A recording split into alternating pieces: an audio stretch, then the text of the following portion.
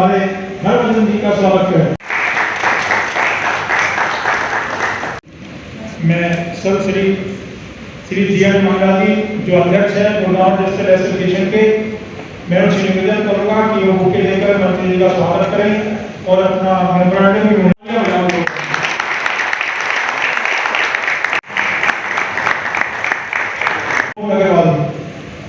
मंत्री जी का स्वागत करें बुके लेकर।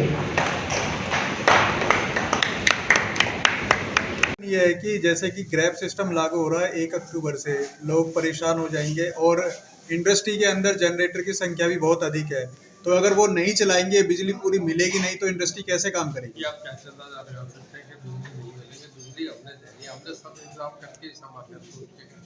सर, यहाँ पे पूरे गुड़गांव के प्रतिनिधि बैठे हुए हैं और आप इनसे पता कर सकते हैं कि लगभग 90 से ज़्यादा फैक्ट्रियाँ होंगी, अगर 90% से ज़्यादा, जिसमें जनरेटर हायर किए हुए हैं या अपने हैं, और लाइट की प्रॉब्लम है इसीलिए वो हायर होते हैं।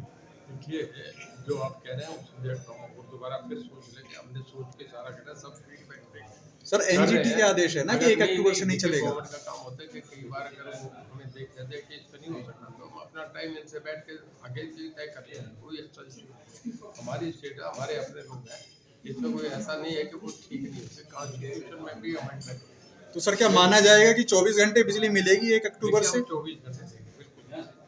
ठीक है सर, एक सवाल और था कि जैसे आप जेल मंत्री भी हैं, यहाँ गुड़गांव में भोंडसी जेल है, जब भी जेल में छापा मारा जाता है कुछ ना कुछ चीजें मिलती हैं जो अधिकारी जाते हैं। एक सवाल पूछे तो मैं जवाब दे रहा हूँ जी। बहुत जेलों में, मैं नाम नहीं लूँगा, ये होता है कि दीवार बांध के चले जाते हैं, सुरंग से बाहर निकल जाते हैं, बाहर जब कैदी निकलते हैं तो इनकाउंटर करके छुड़ाना में आता है। एक उदाहरण नहीं, एक आधा मोबाइल मिलना। देखिए, जेल होती है 60 एकड़ में, 70 एकड़, उसमें अगर कोई मोबाइल ऊपर से द्वार सब जगह तो सिक्योरिटी नहीं होती, रात के अंधेरे में कोई फेंक देते हैं, तो ऐसा कई ज़्यादा ऐसा तो है कि मोबाइल मिल जाता है। पर इस तरीके की बात नहीं कि वहाँ से कुछ इस तरीके का काम है। हमारी जेलें और जेलों से बहुत बढ़िया है। एक जेल हम गुड़गांव में बनाने जा रहे हैं जिसमें 50 जैमर लगे होंगे, बहुत हाई सिक्योरिटी जेल होगी, जिसमें टॉप देश के 300 खोखार जो आतंकवादी होंगे उसमें रखेंगे। उसमें अंदर हमारे जो है बाहर CRP लगेगी हमारी, उसके 3 सिक्योरिटी 3 टायर सिस्टम रखेंगे, जो अंदर एक बार घूमे वो दोबारा नहीं आएंगे, ताकि कोई नेगेटिव लिंक नहीं बन सके उनसे। और उस जेल में हम ये करेंगे कि जिनकी अगर कोर्ट में भी ले जाना है तो वीडियो कॉन्फ्रेंसिंग में बाहर नहीं जाने। ये जेल अपने आप में मॉडल होगी जो हमारी शुरू होगी। सर, हाउसिंग मिनिस्टर भी हैं आप जैसे कि, लेकिन हाउसिंग बोर्ड के जो फ्लैट्स होते हैं, हाउसिंग इंडस्ट्रियल वेलफेयर एसोसिएशन से श्रीपाल जी, आज आप बिजली मंत्री रणजीत चौटाला जी के पास में ज्ञापन देने आए थे, तो क्या आपका ज्ञापन था, क्या मेन पॉइंट थे आपके, बताएं। तो सबसे पहले तो मैं आपको और आपके चैनल को और सदस्यों को सभी को प्रणाम करता हूँ। और मैं Shripal Sharma Kadipur industrial welfare association से, मेरे साथी हैं कल्याण सिंह बढ़ाना।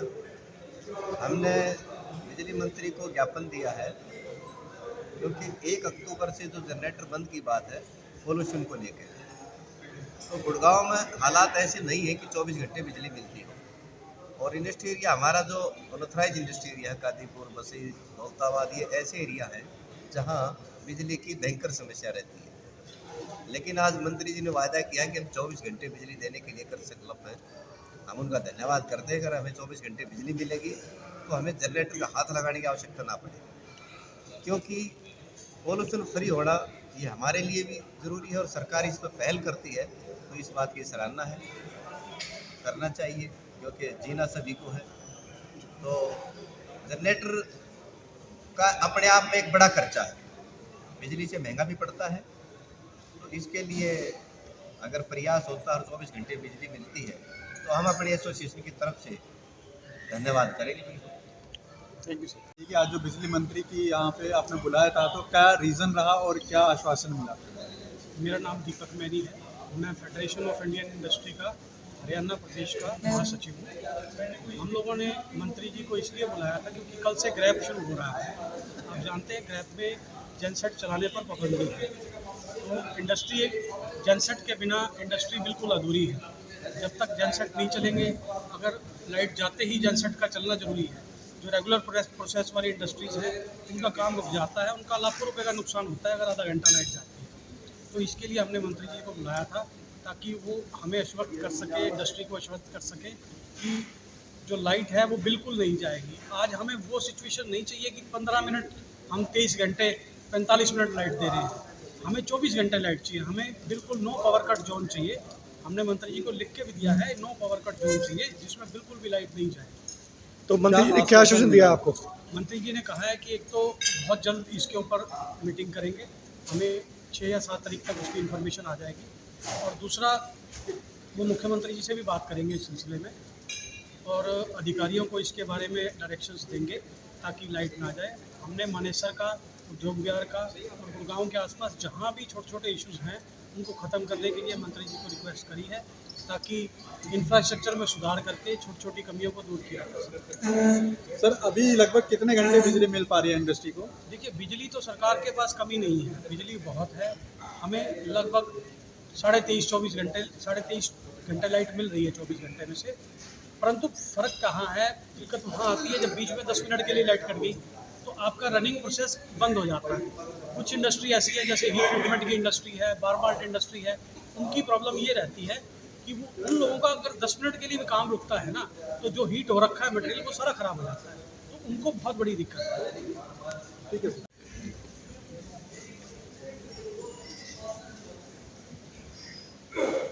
आ गया ना फ्रेम में, इसे सेट करना पड़ता है। FII में आपका क्या डेजिग्नेशन है उस बारे में बताइए, और बिजली मंत्री के साथ में आज क्या आपके मेन पॉइंट्स हैं जिस पे डिस्कस हुआ? मैं doctor SP Agarwal, general secretary federation of Indian industry Gurgaon. मंत्री जी से हमारा आज काफ़ी अच्छा वार्तालाप रहा और मंत्री जी ने इस बात की सराहना की कि पहले लोग सिर्फ शिकायत करते थे, आज लोग हमें सुझाव दे रहे हैं और हम उन सुझाव के ऊपर बहुत अच्छे तरीके से काम कर पा रहे हैं। तो हमें कोई भी काम अच्छा करने के लिए लोगों के सुझाव जरूर चाहिए। उन सुझाव के बिना हम भी कुछ नहीं कर सकते, क्योंकि सिर्फ शिकायत करने से कुछ नहीं होता। और लाइट का, बिजली का जो इंफ्रास्ट्रक्चर है वो बहुत पुराना है, 20 साल पुराना, 30 साल पुराना। उसमें दिखते हैं, बिजली की कमी नहीं है हरियाणा के अंदर, लेकिन जो बार बार कट लगता है, जो कहीं से तार टूट गया, ब्रेक डाउन हो गया, उससे इंडस्ट्रीज़ को बहुत ज़्यादा नुकसान हो रहा है। और उस नुकसान से ये नहीं पता लगता कि बिजली कितनी देर चली जाएगी और कितनी देर में उस हाल को वो ठीक कर पाएंगे।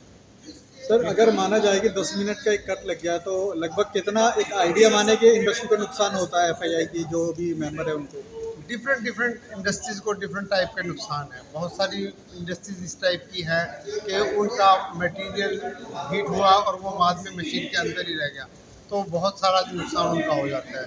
और बहुत सारे यूनिट्स ऐसे हैं, जैसे मान लो ज़्यादा देर अगर लाइट चली गई तो जैसे कोई आइसक्रीम का यूनिट है या कोई फूड प्रोसेसिंग का यूनिट है, उनमें बहुत ज़्यादा नुकसान होने की वजह से। ठीक है। मेरा नाम PK गुप्ता है, मैं federation of Indian industries Gurgaon का प्रेसिडेंट हूँ। और पर्सनली अगर हमारे बिजनेस की बात करें, हम पूरे बिजनेस में हैं। जो पावर है जिसके लिए आज मंत्री जी से बात हुई है, मेजर इशू ये है कि पावर आज की डेट में किसी बिजनेस की लाइफ लाइन है। और अच्छा पक्ष ये है कि आज की डेट में सरकार और जनता के बीच और जो लास्ट वाला यूजर है उसके बीच संवाद हो रहा है। संवाद होगा तो कुछ ना कुछ रास्ता जरूर निकलेगा। प्रॉब्लम जो सबसे बड़ी आती है वो आती है फाइनल जो डिस्ट्रीब्यूशन मैकेनिज्म है हमारा, वो बहुत वीक है। ट्रांसमिशन में हम लोग 1200 kV पे पहुंच चुके हैं, जो कि 400 होता था 10 साल पहले। वो हिंदुस्तान में सबसे एडवांस स्टेज में है। लेकिन डिस्ट्रीब्यूशन जो हमारा ग्राउंड लेवल पे है, जहाँ से 440 वोल्ट की बिजली और 230 की वोल्ट की होती है, वहाँ इंफ्रास्ट्रक्चर 30 साल पुराना है। और वहाँ पे जो मशीनरी काम कर रही है उसका इशू टॉप टू बॉटम है। मोदी जी भी वही बात कर रहे हैं, यहाँ की सरकार भी वही बात कर रही है, और फाइनल जितना भी पावर सेक्टर का एडमिनिस्ट्रेटिव पार्ट है वही कर रहा है।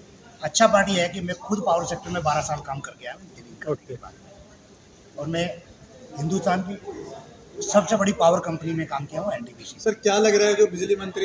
देखिए, उम्मीद पे जीवन चलता है और self talk is the biggest parameter. अगर किसी की उम्मीद पे आप विश्वास नहीं करोगे तो आपको कुछ मिलने वाला नहीं है। तो we have to believe whatever has been said by the authorities. उसके बाद कितना निकलता है, क्या होता है, ये मुद्दा हमेशा बना रहेगा। ठीक है जी। Agarwal, Manesar industrial welfare association Manesar से हूँ।